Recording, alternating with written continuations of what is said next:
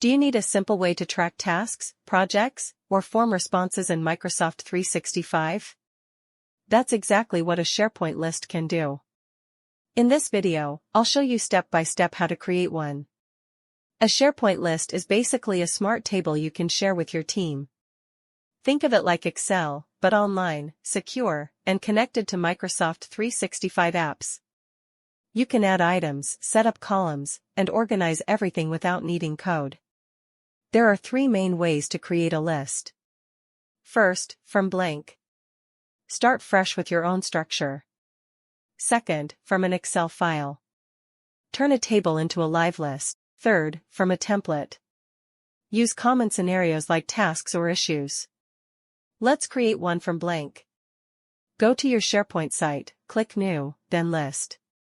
Choose Blank List, give it a name, and click Create. Your new list is ready. Lists become powerful when you add columns. Here are the main column types you can use: single line of text, simple text, like a title or name. Multiple lines of text, for longer notes or descriptions. Choice, menu to choose from, like status or category. Number, store numbers, like 1, 1.0, or 100. Currency, numbers formatted as money, like dollar, yen, or euro. Date and time, pick dates or deadlines. Lookup, information already on this site. Yes/no, simple checkbox for true or false. Person or group, assign items to a person or team.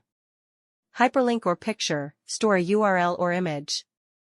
Calculated, calculation based on other columns. Image, upload an image directly. External data, connect to data outside SharePoint. Task outcome, used for workflows and approvals. Managed metadata, select terms from a shared term store. To add a column, click Add Column and pick the type you need. You can also change settings like required fields or default values. Once you have items in your list, you'll want to organize them. That's where views come in.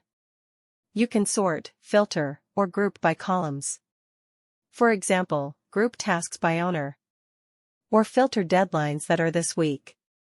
Views make it easy to focus only on the items that matter.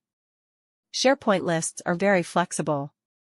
You can use them to track project tasks and deadlines.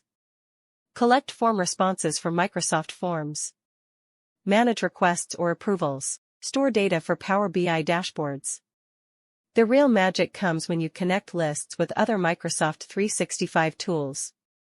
You can do many actions when a SharePoint list item is created or modified. For example, automatically send emails or Teams messages. Start approval workflows or update other lists. You can also track deadlines. You can connect Microsoft Forms with multiple lists, for example one for live monitoring and one as a log file of all submitted forms. With Power BI, you can turn list data into dashboards. So that's how you create and use a SharePoint list. If this was helpful, make sure to subscribe to Automate M365 for more step-by-step tutorials.